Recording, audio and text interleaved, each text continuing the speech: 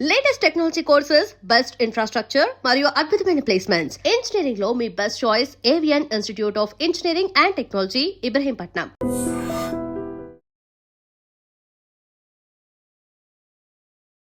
Hi hello నమస్తే, welcome back to iDream media. ఈ మధ్యకాలంలో గ్రాడ్యుయేషన్ అయ్యాక జాబ్ తెచ్చుకోవడం అనేది ఎంత కష్టంగా మారిందో అందరికీ అర్థమవుతూనే ఉంది.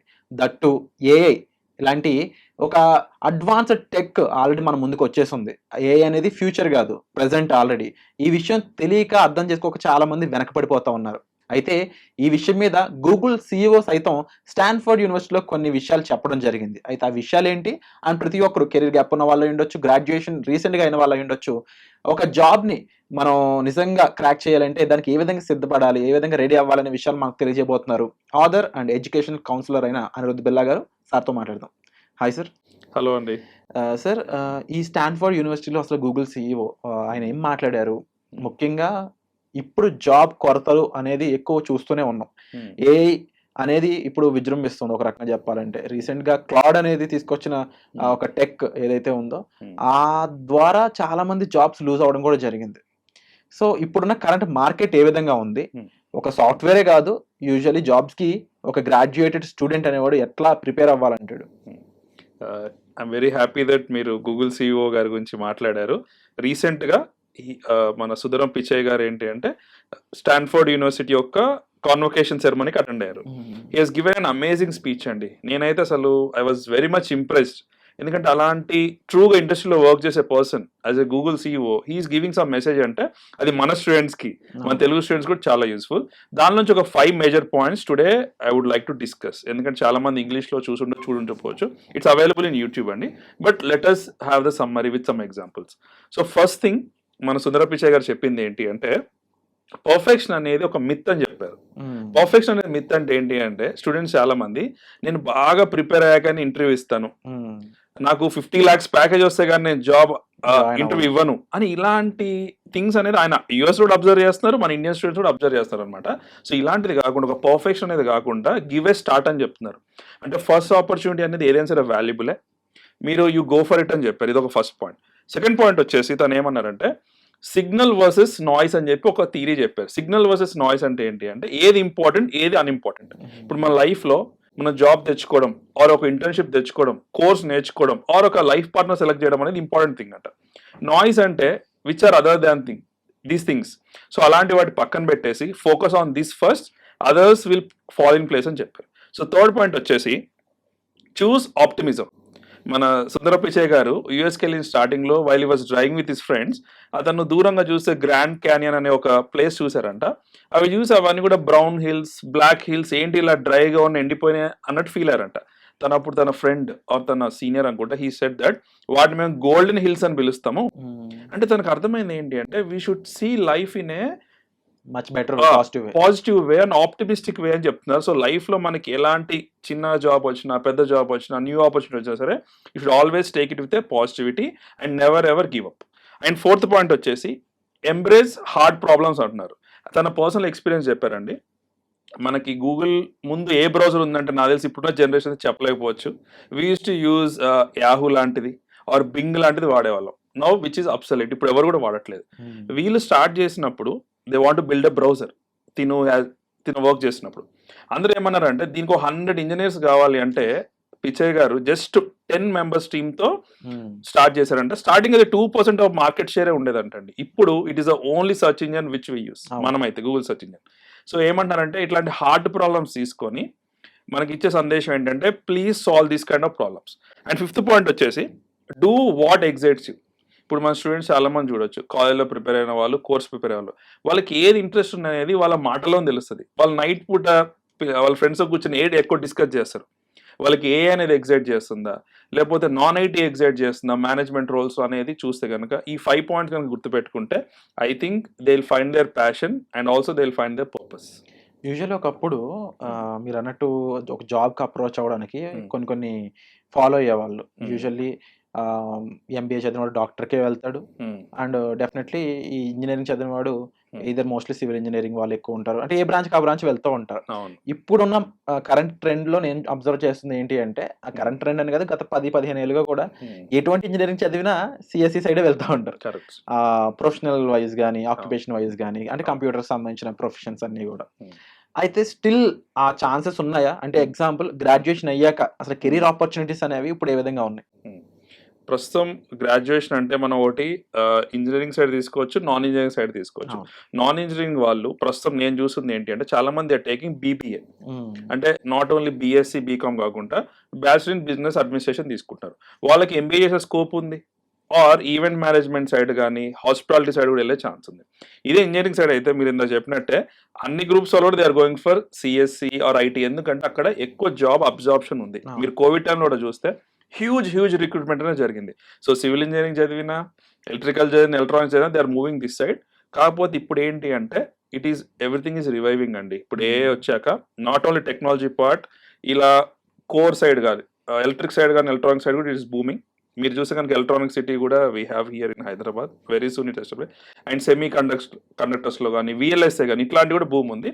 But they should have a core competence అండి. కోర్ నాలెడ్జ్ అనేది చాలా important to go for it. అంటే స్టూడెంట్స్కి నిజంగా పలానా చోట ఆపర్చునిటీ ఉందని తెలియడం ఎలా? ఇప్పుడు ఎగ్జాంపుల్ మీరు అన్నారు సెమీ కండక్టర్స్ అని చెప్పేసి, ఒకప్పుడు China is the biggest infrastructure create చేసేది, ఆ చిప్స్ని ప్రొవైడ్ చేసేది, బిల్డ్ చేసేది అంతా కూడా. ఇప్పుడు ఇండియాలో కూడా ఆ స్కోప్ స్టార్ట్ అయింది. But still non IT IT ఈ రెండే నడుస్తూ ఉన్నాయి. అందులో చూసింగ్ అనేది తెలియక చాలా మంది కన్ఫ్యూజన్లోకి వెళ్తున్నారు అనేది స్టిల్ ట్రూ. బట్ ఆ కన్ఫ్యూజన్కి మీరు ఇచ్చే సొల్యూషన్ ఏంటి? ఎట్లా చూస్ చేసుకోవాలి ఒక కెరియర్? ఒక ఫ్యూ వేస్లో they can have this knowledge అండి.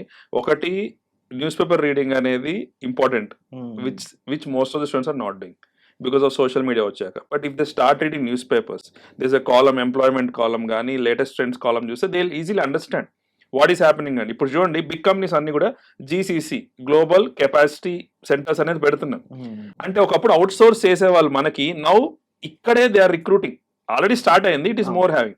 ఇప్పుడు డేటా సెంటర్స్ చూడండి, వైజాగ్లో కూడా స్టార్ట్ చేశారు. అంటే ఏంటి, if you are reading the current affairs, daily newspaper కనుక అబ్జర్వ్ చేస్తే will get the chance. Second వచ్చేసి టాకింగ్ టు దర్ సీనియర్స్, అంటే వాళ్ళ కాలేజ్ నుంచి పాస్ అవుట్ అయిన అలుమ్నై వాళ్ళు ఎక్కడ వర్క్ చేస్తున్నారో తెలుసుకోవడం ఇంపార్టెంట్. అంటే కాలేజ్ ఇంటరాక్షన్ ఎలా ఉండాలంటే స్టూడెంట్స్కి, సార్ మన సీనియర్స్ ఏం చేస్తున్నారు, ప్లేస్మెంట్స్ ఎక్కడ వచ్చాయి, ఎలా వచ్చాయి, ఇలాంటి నెట్వర్క్ అనేది కాలేజ్లో ఉన్నప్పుడు they should talk to teachers, not about their marks అండి. అసైన్మెంట్ చేసి సబ్మిట్ చేసి ఇది కాకుండా సీనియర్స్ ఏం చేస్తారు అనేది. థర్డ్ వచ్చేసి ఎప్పుడైనా అలుమ్నై మీట్ జరిగినప్పుడు కానీ వాళ్ళు వచ్చినప్పుడు వాళ్ళతో ఇంటరాక్ట్ అవ్వచ్చు. ఆర్ ఇన్స్టిట్యూట్స్కి they can go and approach, they can know. Or people like us or career counselling వాళ్ళు they can get the knowledge అండి. And everybody should have knowledge. స్టూడెంట్సే కాదు, పేరెంట్స్ కూడా నాలెడ్జ్ ఉండాలంటే వాళ్ళ అబ్బాయి 2030కి ఈజ్ రెడీయా కాదని ఇంపార్టెంట్. ఇప్పుడు ప్రస్తుతం ఉన్నది కాదు కదండి, మనం చూస్తున్నాం కదా. అపార్ట్ ఫ్రమ్ చాట్ జీపీటీ చూస్తే జెమినీ వచ్చింది, మీరు అన్నారు క్లాడ్ వచ్చింది, పర్ప్లెక్సిటీ వచ్చింది, ఆంథ్రోపిక్ ఏ వచ్చింది. ఆంథ్రోపిక్ ఏ అయితే it can execute the project it self అంట. అంటే ఎన్ని జాబ్స్ అనేవి పోతున్నాయి, మనం ఏం నేర్చుకోవాలి? ఏ జర్నలిస్ట్ అంటున్నారు, ఏ స్పెషలిస్ట్ అంటున్నారు, ఏ ఏజెంట్స్ కూడా వస్తున్నాయి.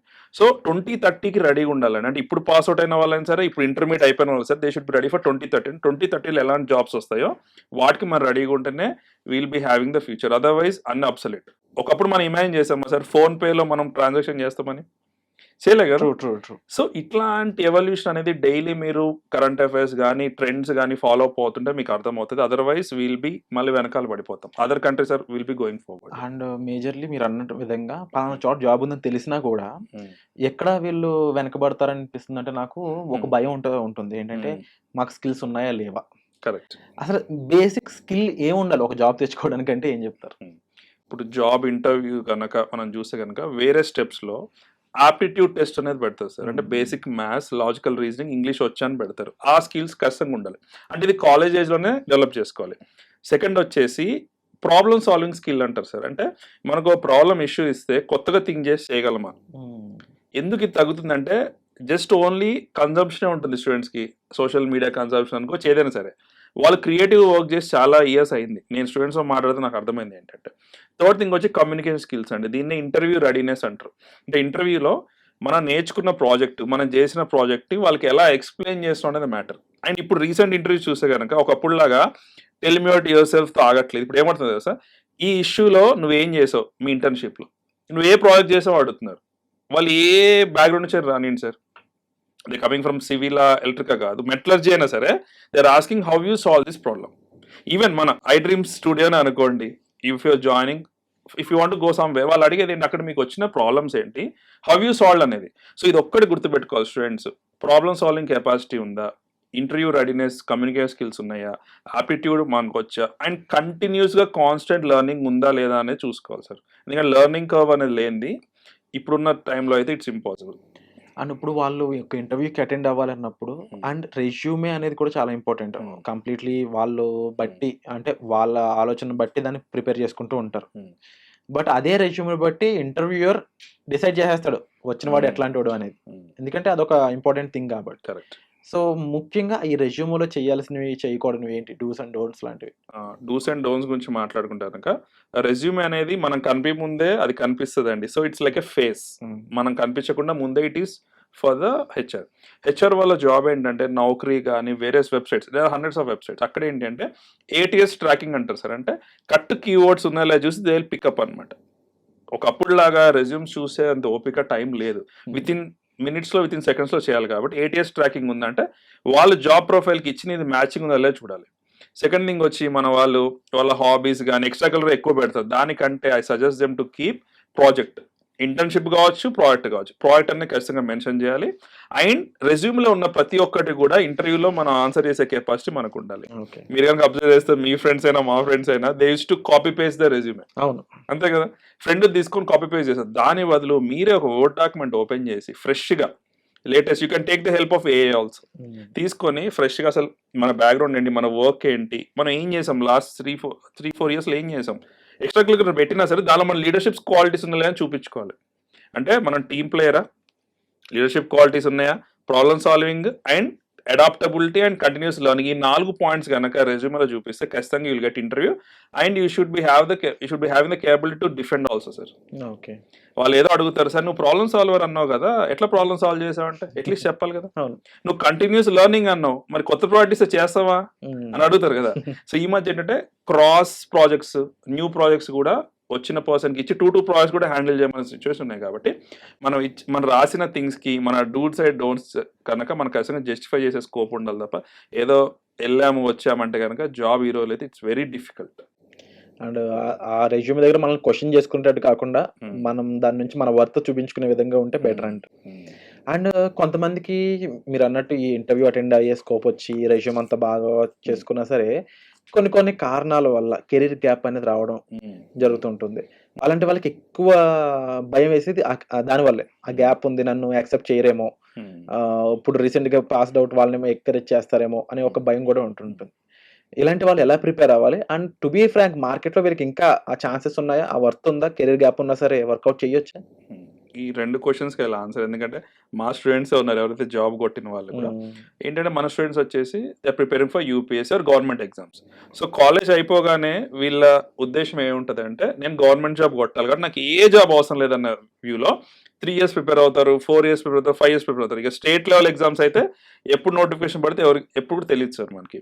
సో దీనివల్ల కెరీర్ గ్యాప్ వస్తుంది. కొంతమంది విమెన్ మ్యారేజ్ చేసుకోవడం వల్ల కానీ, చిల్డ్రన్ వల్ల కానీ, కొంతమంది అదర్ థింగ్స్, కొంతమంది ఫారెన్కి వెళ్ళేసి వచ్చే వాళ్ళు కూడా ఉన్నారు అక్కడ జాబ్ దొరక్క.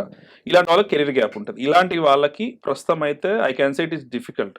కాకపోతే I suggest them to join any internship. అంటే ఎప్పుడు కూడా నేను జాబ్ కొట్టి మనీ వచ్చినప్పుడే, ఇన్కమ్ వచ్చినప్పుడే జాబ్ చేస్తాను కాకుండా even they are offering free internship అయినా సరే I suggest them to get knowledge, get experience, hands on experience వచ్చినప్పుడు మాత్రమే they can apply for job. And still it is relevant అండి. ఇప్పుడు ఏ వచ్చాక those are able to adapt, those are able to learn new courses, వాళ్ళకి చాలా scope ఉంది. మన కెరీర్ గ్యాప్ ఉందని చెప్పేసి మనం వర్రీ అవ్వాల్సిన అవసరం లేదు. They can definitely try and you can take the help of some institutes or consultancy also. They'll guide you ఎలా చేస్తారు అనేది.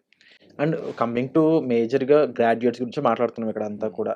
బట్ చదువుతున్నప్పుడే ఫ్యూచర్కి రెడీగా అయ్యే సిచ్యువేషన్ కూడా మనం ముందుగా అలవర్చుకుంటే వీ కుడ్ బి అడ్వాన్స్డ్గా మనం వెళ్ళడానికి ఉంటుందని చెప్పేసి కొన్ని కాలేజెస్ అవి యాడ్ చేస్తూ ఉంటాయి. బట్ ఇన్ఫ్యాక్ట్ మీరు చెప్పండి సార్, ఎందుకంటే ఎంతో మంది స్టూడెంట్స్ మీరు మాట్లాడుతూ ఉంటారు, వాళ్ళని గైడ్ చేస్తుంటారు కాబట్టి. ఎగ్జాంపుల్ ఇప్పుడు బీటెక్ తీసుకున్నట్లయితే ఒక 2nd year 3rd yearలో ఉండగానే వీళ్ళంతా కెరీర్ ప్లానింగ్ చేసుకోవడం స్కోప్ ఉంటుందా? అలా చేయడం కరెక్టేనా?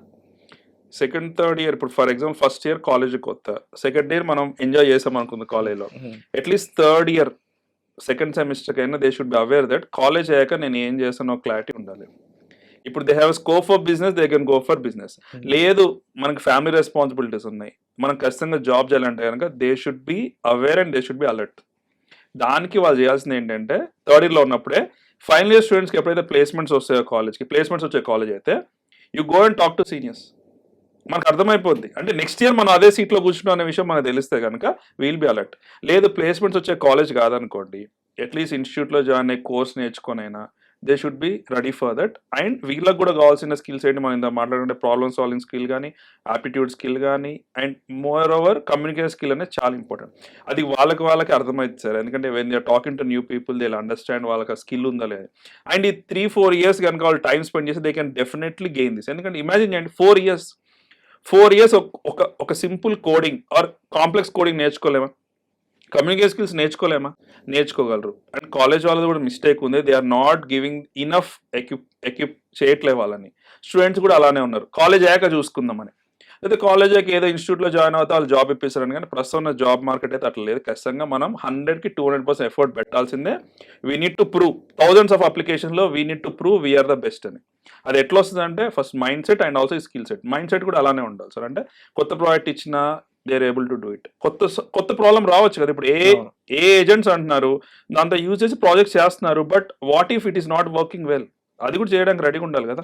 సో మీరు అన్నట్టు కంటిన్యూస్ లెర్నింగ్కి అండ్ సేమ్ టైం అప్డేటింగ్ అవుతూ ఉండాలి ఎప్పటికప్పుడు. ఒక సిస్టమ్ కన్నా హ్యూమన్ ఇంకా ముందుగా వర్క్ చేసి చూపించగలగాలి. ఇంకా మేజర్గా చెప్పాలంటే ఏఐని యూజ్ చేసుకునేవాడు కాదు, ఏఐని బిల్డ్ చేసేవాడికి ఇప్పుడు స్కోప్ ఎక్కువ ఉంది అంటున్నారు. అండ్ ఫైనల్ గా మన ఈ ప్లాట్ఫామ్ ఐడ్రీమ్ నుంచి చాలా మంది స్టూడెంట్స్ చూస్తుంటారు, వాళ్ళందరికీ ఒక్క మాట ఫ్యూచర్ గురించి చెప్పాలి, జాబ్ గురించి చెప్పాలంటే ఏం చెప్తారు? నేను జాబ్ గురించి స్టూడెంట్స్ ఎట్లా మోటివేట్ చేస్తానంటే, మీరు లైఫ్లో ఎంజాయ్ చేయాలంటే కనుక you should have a job. It's not for your parents, not for anybody. నేను చూస్తున్నా కదా, ఎవరైతే జాబ్ ట్రయల్లో ఉన్న వాళ్ళు కంటిన్యూస్ స్ట్రెస్లో ఉంటారు, ఇటు ఫ్రెండ్స్తో తిరగలేరు, ఎంజాయ్ చేయలేరు, ట్రిప్స్కి వెళ్ళలేరు, ఇట్ ద సేమ్ టైం ఇక్కడ స్ట్రెస్ అవుతుంది. ఇదే జాబ్ తెచ్చుకుంటే యూ విల్ హ్యావ్ జాబ్, వీకెండ్లో you can spend time with your friends, you can go for trip ఏదైనా సరే. అంటే I'm telling in this way at least to motivate. So you should have your own revenue source, you should have your own career. And మీ వల్ల ఏమవుతుందంటే మీ ఫ్యామిలీలో మీ తర్వాత వచ్చే juniors కానీ మీ సిబ్లింగ్స్ కానీ మిమ్మల్ని ఒక ఇన్స్పిరేషన్గా తీసుకుంటారు. అండ్ పేరెంట్స్ ఫస్ట్ అడిగే క్వశ్చన్ అదే, మీ వాడు ఏం చేస్తాడంటే ఏదో జాబ్ చేస్తానని చెప్పాలి కదా. So you should take up that responsibility. అది మీరే డిసైడ్ చేసుకోండి, నేను 1 year కాలేజ్ అయ్యాక ఖాళీగా ఉంటానా లేకపోతే ట్రై చేస్తాను అనేది వాళ్ళకే తెలుస్తుంది. అండ్ బయట నుంచి ఎవరు కూడా they can't force on them. So నేనేమనంటే సెల్ఫ్ అకౌంటబిలిటీ, సెల్ఫ్ రెస్పాన్సిబిలిటీ ఉంటే కనుక దే షుడ్ డూ. అండ్ మీ లైఫ్ మీరు హ్యాపీగా ఉండాలి, ఏదంటే చేయాలంటే కనుక ఖచ్చితంగా you need to get a job.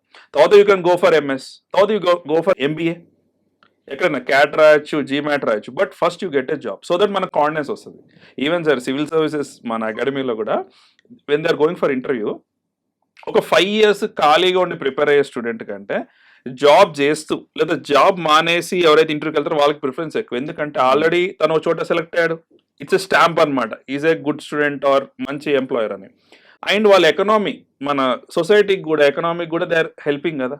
ఖాళీగా ఉండే పర్సన్ కంటే జాబ్ చేసిన person is adding more value, కాబట్టి జాబ్ ఉన్న person they are giving that. లేదు సార్ జెన్యున్గా నాకు అకాడమిక్ సైడ్ ప్రాబ్లం ఉంది, టెక్నికల్ సైడ్ సబ్జెక్ట్ లేదు, లేదా స్కిల్స్ లేవంటే యూ కెన్ ఇంప్రూవ్. అండ్ మాలాంటి వాళ్ళు always there to guide you. True sir. And నిజంగా ఇప్పుడు అనిరుద్ బిల్లా గారు చెప్పిన విధంగా చూసుకున్నట్లయితే ఒక పర్సన్, ఇండివిజువల్ స్టూడెంట్ అనేవాడు గ్రాడ్యుయేషన్ అయ్యాక ఏ విధంగా వాడు మైండ్ సెట్ ఉండాలి, ఏ విధంగా జాబ్కి ప్రిపేర్ అవ్వాలి, జాబ్ అనే దానికి కొన్ని ఇంపార్టెన్స్ ఏంటి. అండ్ చాలామంది మెసేజ్లు చెప్తూ ఉంటారు, లేదంటే కొన్ని కోట్స్ ఇస్తూ ఉంటారు, జాబ్ అనేది ఒక ర్యాట్ రేసు ఇది ఏదని. కానీ end of the day month ఎండ్కి శాలరీ మన చేతిలో లేకపోతే మనల్ని ఆ చెప్పిన వాళ్ళే మనిషిలో కూడా చూడరు. సో ఒక జాబ్కి ఇంపార్టెన్స్ ఎంత చక్కగా చెప్పారో అదే విధంగా ఆ జాబ్కి ఎలా ప్రిపేర్ అవ్వాలి, ఒక రెజ్యూమ్ అనేది ఎలా ఉండాలి అనేది ఈ వీడియోలో చెప్పడం జరిగింది. మరి ఈ విషయాలపై మీరేమనుకుంటున్నారో మీ ఒపీనియన్ కూడా తప్పకుండా కామెంట్ సెక్షన్లో మెన్షన్ చేయండి. And thank you so much sir. So before end I want add something. So కొంతమంది కొన్ని స్పెషల్ ప్యాషన్స్ ఉండొచ్చు సార్, మేబీ వీడియో మేకింగ్ కానీ, or they want become host or మూవీస్లో ట్రై చేద్దాం అనుకుంటే వాళ్ళు జాబ్ కంటిన్యూ చేసి కూడా అది చేయొచ్చు సార్. ఒక లాంగ్ రన్లో ఒక 5 years 10 years మన ఎక్స్పర్టైజ్ అయ్యాక you can leave your job కదా. ఆ జాబ్ వదిలేసి మనం ప్రెషర్ చేయాల్సిన అవసరం లేదా. ఓన్లీ few% పీపుల్ మాత్రమే జాబ్ వదిలేసి they are doing the risk. వాళ్ళే ఎక్కువ, మీరు అంటే సోషల్ మీడియాలో they are projecting. But rest of the people ఎవరైతే 90% 95% ఉన్నారో వాళ్ళు along the job they are doing this. Weekends we have time sir, we have holidays. కాబట్టి మీ ప్యాషన్ అనేది పక్కన ప్యారల్ గా బిల్డ్ చేసుకోండి. If you want build a business also, gain some energy, gain some knowledge and experience కదా, మీరు అనేది కూడా correct. Lot of big examples అనేవి కూడా ఉన్నాయి. అండ్ నిజంగా ఇలాంటి విషయాలు మా ముందుకు తీసుకొచ్చడం, అలాగే ఇప్పుడున్న స్టూడెంట్స్ కి అవేర్నెస్ క్రియేట్ చేద్దాం అనుకుని మీరు ఇక్కడికి రావడం కూడా చాలా really welcoming sir. And thank you so much for providing all that important information. Thanks for the questions also sir. And for more videos, Please subscribe to iDream. Please subscribe to iDream. Please subscribe iDream. And please subscribe to iDream. For more videos, subscribe to iDream. please like, share and subscribe to the channel. Congratulations, iDream. Subscribe to iDream. Subscribe to iDream. So subscribe to iDream Media. iDream ki iDream team andarki huge congratulations. Please subscribe iDream Media. Please subscribe to iDream. Subscribe iDream. Please subscribe to iDream. iDream అంటే నా కళల ఛానల్ను subscribe చేసుకున్న నోరు తిరుగుతలేదు, మీరైతే గంట గుర్తు కొట్టండి. For more such videos, please subscribe to iDream. Subscribe to iDream. Please subscribe to iDream. Please subscribe iDream Media. Please do subscribe to iDream. Please subscribe to iDream Media. For best entertainment and information, please subscribe iDream. And don't forget to subscribe to iDream.